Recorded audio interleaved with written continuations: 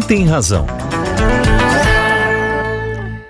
15 horas e 34 minutos. Quem tem razão? O presidente Bolsonaro cometeu crimes de responsabilidade? Para discutir isso, nós estamos já em contato com o José Medeiros, que é deputado federal pelo POD de Mato Grosso. Aproveito até, deputado, boa tarde. Pode ou podemos? Podemos. Podemos. Porque estão mudando a sigla, né? Pode parece meio estranho, né? Todo mundo conhecia como Podemos. Isso. E Felipe Rigoni, que é deputado federal pelo PSB do Espírito Santo. Deputado Felipe Rigoni, boa tarde. Boa tarde, Anise. Boa tarde, Medeiros. Prazer estar aqui com vocês hoje. E eu começo falando com o deputado Felipe Rigoni a respeito dessa nossa questão. O presidente Bolsonaro cometeu crime de responsabilidade. Foi uma ação movida pelo deputado, junto com outros 2 deputados, que levou o ministro Celso de Mello a acelerar o depoimento do ex-ministro Sérgio Moro. Então eu queria a avaliação do deputado Felipe Rigoni. O presidente Bolsonaro cometeu crime de responsabilidade?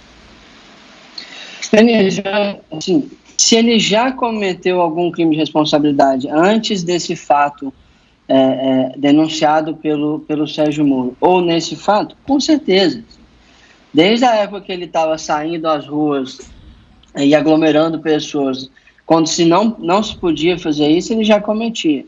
E no fato que o Sérgio Moro denunciou, ali você tem pelo menos um que é claramente e pelos fatos ali já estão basicamente provados, que é o de falsidade ideológica, né? Naturalmente ali já está, quando ele promove a exoneração do Varleixo com a assinatura do Sérgio Moro e depois sem, ele acaba provando que ele cometeu esse crime. Agora, foi exatamente por isso, Denise, por essa possível dúvida, que a gente pediu o adiantamento do depoimento do ex-ministro Sérgio Moro, né? Porque se ele cometeu ou não crime, se isso é passível ou não de uma denúncia a ser recebida pelo Congresso, ou se isso vai ser futuramente passível da abertura de um processo de impeachment, é muito melhor, tanto para quem apoia o presidente, quanto para quem se opõe ao presidente, que isso se esclareça o quanto antes. E foi essa a nossa intenção ao pedir o adiantamento do depoimento, e conseguimos o adiantamento, e em breve teremos algum resultado. Agora eu queria a avaliação do deputado José Medeiros, que no último final de semana se manifestou, inclusive, favorável à presença do presidente Bolsonaro nas manifestações de domingo. Mais uma vez, manifestações que iam contra o Congresso, contra o Supremo Tribunal Federal. Deputado, o presidente Bolsonaro cometeu crime de responsabilidade? Veja bem, o papel da oposição, ele é isso mesmo. Poder, desde que mundo é mundo e que existe política, poder não se dá. Poder se toma, ou com a força dos argumentos, ou com os argumentos da força. E graças a Deus nós vivemos num país democrático, onde todos têm buscado usar a força dos argumentos, né? Aí o deputado, o seu partido, buscando com os argumentos, dizer que o presidente cometeu crime de responsabilidade. Isso faz parte do jogo, mas o que a gente vê é um jogo de palavras, tanto por parte de quem se opõe, quanto por parte de quem quer ver a queda do presidente, porque o que nós temos ali são pessoas se manifestando, uns com um propósito, outros com outros, mas a grande verdade é que todos cumprindo o que diz a Constituição, que consagra direitos pétreos dos brasileiros, que são direitos à manifestação de pensamento, direito à manifestação de se reunir, direito a se manifestar. O que houve foi isso. E mais, eu vi, por exemplo, e vou citar aqui, porque citaram o meu nome, mas o jornal o Globo, por exemplo, colocou que eu apoiei fechamento de Congresso e apoiei atos inconstitucionais e fui um dos deputados que... primeiro que eu não apoiei nada disso. Eu apoiei o sagrado direito das pessoas se manifestarem. Eu relembro aqui, remeto a Vitor Hugo, que disse: posso ser frontalmente contra o que você pensa, o que você diz, mas me baterei até a morte pelo direito de você dizer isso. E é nisso que eu me manifestei. E quanto ao presidente estar no palácio ali, recebendo as pessoas, nada mais natural. Nós tivemos uma época em que aquele palácio ali foi transformado, parecia um grêmio estudantil, dava vergonha. Nós tivemos uma época nesse país em que aquele palácio ali teve gente pedindo pegar em armas e tal. Isso é normal na democracia. O que você não pode, é lógico, permitir que essas coisas aconteçam. Agora, sempre vai existir. E normal que haja essas manifestações. Então, não vi qualquer crime da parte do presidente em receber essas pessoas e só se fosse doido qualquer presidente e não receber seus apoiadores. Agora, se no meio tem gente pedindo fechamento do Congresso ou fechamento do STF, aí é outra coisa. E o presidente já, por várias vezes, repreendeu esse tipo de manifestação, de dizendo, olha, não tem que fechar nada, e esse é o pensamento de todos. Seria doido uma pessoa eleita por voto pedir para fechar Congresso, seria uma maluquice. Bom, eu queria a avaliação do deputado Rigoni, lembrando que a PGR vai investigar os motivos para a troca da Superintendência da Polícia Federal do Rio de Janeiro, né? Isso foi anunciado nesta terça-feira, não é? E acaba reforçando toda aquela discussão quanto à possibilidade de intervenção na Polícia Federal por parte do presidente Bolsonaro, que motivou uma ação do Supremo. Quem está nos acompanhando por imagens pode ver a participação do presidente Bolsonaro nas manifestações em frente ao Palácio no último final de semana. Ele estava com a filha dele. Deputado Rigoni, por favor. Legal. Bom, em primeiro lugar, assim, eu acho importante a gente entender que, de fato, como tem sido argumentado pelo presidente e seus apoiadores, é sim prerrogativa dele trocar, né, o diretor-geral da Polícia Federal, superintendentes, pode chegar a esse ponto. Agora, no caso atual, existem indícios muito fortes de que isso possa significar uma intervenção política em um órgão que não pode ter esse tipo de intervenção política. E isso está sendo investigado nesse inquérito. Agora, no que se trata das manifestações, é claro que é normal um presidente receber as pessoas ali no Palácio, se tivesse numa situação que fazer isso não representasse um risco à vida das próprias pessoas. É papel do presidente, nesse momento, pedir às pessoas que fiquem em casa, né? Pedir às pessoas que se cuidem para que os seus próprios familiares, etc., não venham a incorrer na infecção de Covid-19 e possivelmente vir a morrer. Isso é muito sério num momento como esse. Então, isso sim pode configurar um crime. Agora, deixa eu só esclarecer um ponto que o deputado José acabou falando. Não fala aqui um deputado declaradamente de oposição, apesar de eu ser de um partido de oposição. Eu, inclusive, fui punido pelo meu partido por, em algumas ocasiões, estar junto do governo. Então, eu não estou falando de uma posição que eu estou sempre contra o governo, muito pelo contrário. 68% dos meus votos são normalmente com o governo. Então, assim, eu estou falando aqui de uma situação democrática. O que o presidente Jair Bolsonaro está fazendo nas últimas semanas é esticar a corda da democracia num certo ponto que ela pode estourar. E é normal e é importante que as instituições reajam a isso. A primeira e mais importante reação é esse inquérito no STF. Agora, deputado José Medeiros, foi um ponto colocado agora pelo deputado Rigoni, que é essa questão da presença do presidente Bolsonaro sem máscara em vários eventos, ele provocando aglomerações. É uma outra coisa que também se questiona, inclusive ele já houve solicitação na justiça para que ele apresentasse o exame de coronavírus. Ele se recusa a apresentar esse exame, embora boa parte da comitiva dele que esteve nos Estados Unidos tenha tido a Covid-19, não é? O presidente estava junto, viajou junto no avião por várias horas e ele se recusa simplesmente a mostrar. E em seguida, quando havia já essa possibilidade dele estar contaminado, nós começamos com essa onda de participação do presidente em aglomerações e manifestações pelas ruas aí de Brasília, não é? É um ponto importante a ressaltar, que ninguém, na verdade, ninguém. Existem correntes que defendem fique em casa, outros não fiquem em casa, outros dizem, olha, vai ficar em casa, vai achatar a curva. A grande verdade é que a ciência não tem uma resposta para esse vírus novo. O governo sempre disse o seguinte, olha, a posição do presidente Jair Bolsonaro, a ideia era o seguinte, de fazer o isolamento vertical. Vamos proteger as crianças, os idosos, aqueles que são mais vulneráveis aos vírus, e vamos tocar a vida. Esse sempre foi o pensamento do presidente da República no seguinte sentido, as pessoas que têm dinheiro e que podem ficar em casa, tudo bem, elas podem ficar, mas tá bom, e as pessoas que não podem, como é que vai fazer? Elas vão sobreviver como? Bom, mas acabou que a decisão dos governadores e dos prefeitos foi, olha, vamos fechar tudo, e assim foi feito. E não tinha muito o que fazer. O Supremo decidiu assim, e não cabe discutir, cabe se cumprir.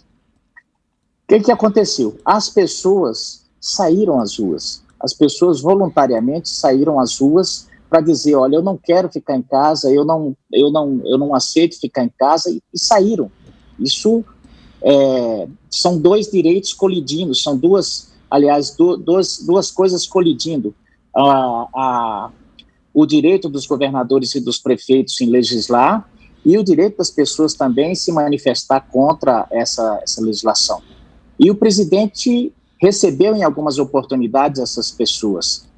E outra, o presidente tem, obviamente, o sagrado direito também de pensar por que o Dória e outros governadores estão certos em pensar de uma forma e o presidente não pode pensar de outra. Ah, não, porque alguns organismos internacionais pensam dessa forma. Tá bom, mas a forma como esses organismos internacionais pensaram debelou a crise aonde passou?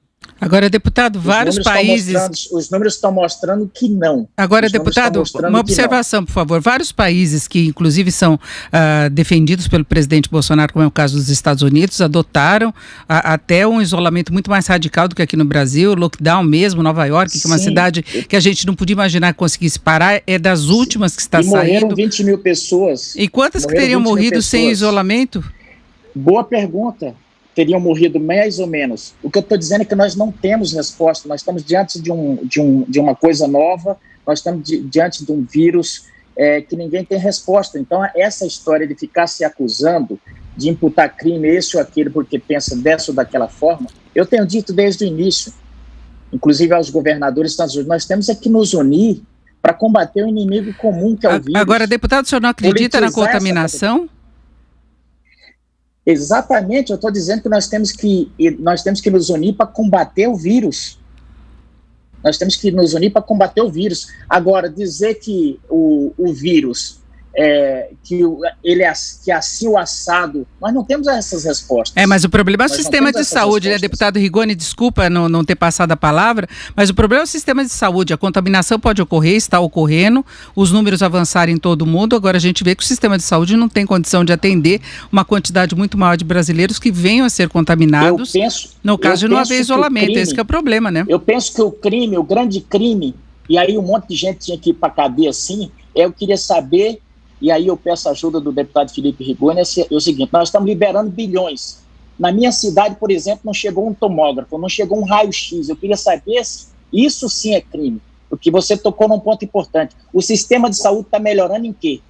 Eu estou vendo, vendo na cidade de Cuiabá, por exemplo, acabaram de comprar drones para espalhar desinfetante nas ruas a preço de 280 mil por mês. Para aluguel. Então, assim, nós temos que... Eu estou muito preocupado com isso, sim, entendeu? O resto é um pouco de discussão ideológica, um pouco de debate político, mas eu penso que o central é a gente se unir contra esse vírus. Deputado Rigoni? Olha, exatamente por isso, José, e me desculpa discordar frontalmente com algumas coisas que você falou, as únicas respostas que a gente não tem pela ciência é a vacina e a cura. Isso, de fato, a gente não tem. Mas já é consenso científico que a única ferramenta para conter a doença no momento atual e conseguir garantir algum nível de preparação do sistema de saúde é o isolamento social. Até os países mais preparados, como a Nova Zelândia, Singapura, Alemanha, Finlândia e etc., eles utilizaram de algum mecanismo de distanciamento social com um nível de testagem que o Brasil não chegou nem perto. É só assim que eles conseguiram liberar as pessoas do distanciamento social ou do lockdown, que foi feito em alguns países e deve começar a ser feito aqui no Brasil. A consequência de não fazer isso é o que está acontecendo em Manaus. Manaus não conseguiu fazer suficientemente o isolamento e não tem sistema de saúde preparado para isso. Já saiu um estudo nos Estados Unidos que se os Estados Unidos tivesse feito o isolamento social 2 semanas antes do que ele fez, das 60 mil mortes que ele tem agora, ele teria evitado já 54.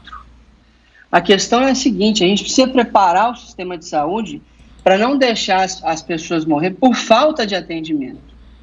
E aí vem uma concordância com o que você falou. De fato, nós precisamos fiscalizar e muito como está sendo aplicado nos estados e nos municípios esse dinheiro para que ele realmente seja revertido na melhoria do sistema de saúde.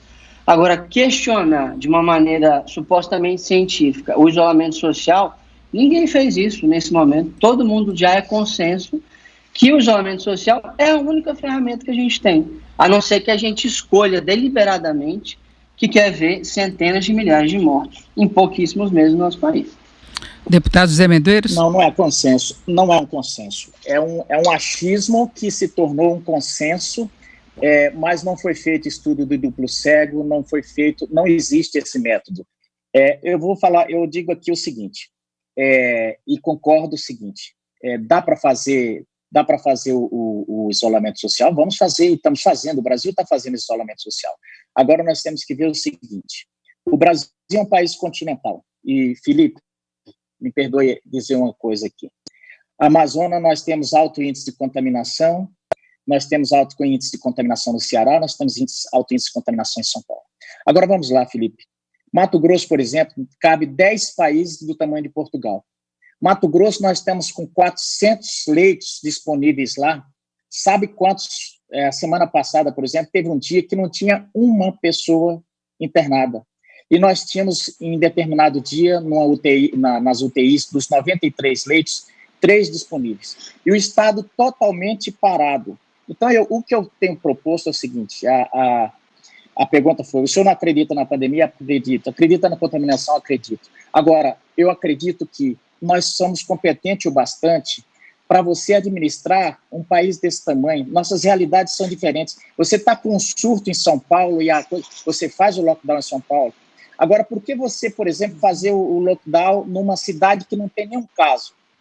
Por que você fazer lockdown num estado que você não tem, você está com controle do sistema, você está com o sistema de saúde controlado, e fiquem aí todo mundo dentro de casa e vamos quebrar tudo, sendo que você não... Eu penso que a gente tem que saber administrar as coisas, a gente não pode fazer tábula rasa, isso fere o princípio da igualdade. Ora, deputado, essa decisão... que você não sabe se tem essa quantidade de infectados ou não. O Brasil não faz teste o suficiente para saber. Já tem uma série de projeções, todas mostrando que nós temos uma subnotificação muito grande. Então, a gente não tem esse mapa, e eu concordo com você, se a gente soubesse que, de fato, numa cidade não tem caso, não precisa distanciar essa cidade. Só que a gente não tem como saber isso em nenhum lugar do Brasil mais, porque a gente não rastreou. Essa que é a questão. Singapura, Nova Zelândia e Alemanha que fizeram isso, rastrearam com um nível de teste que o Brasil está muito longe de atingir.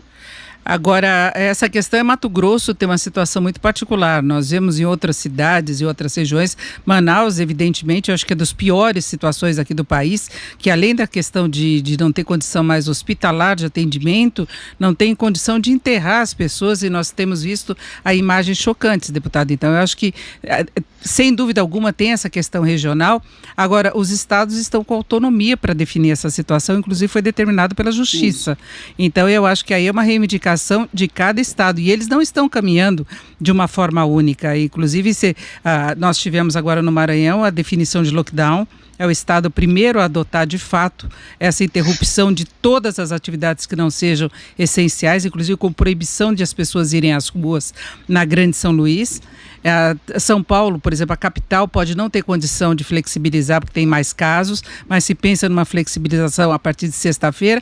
Agora, eu queria lembrar que o nosso tema aqui é quanto à responsabilidade do presidente num discurso único e na participação em manifestações, não apenas em relação à contaminação do coronavírus, mas o nosso tema é a responsabilidade do presidente também por esses atos em que se defende o fechamento de congresso, indo contra o que está determinado na Constituição, e a responsabilidade em relação à questão da Polícia Federal, não é?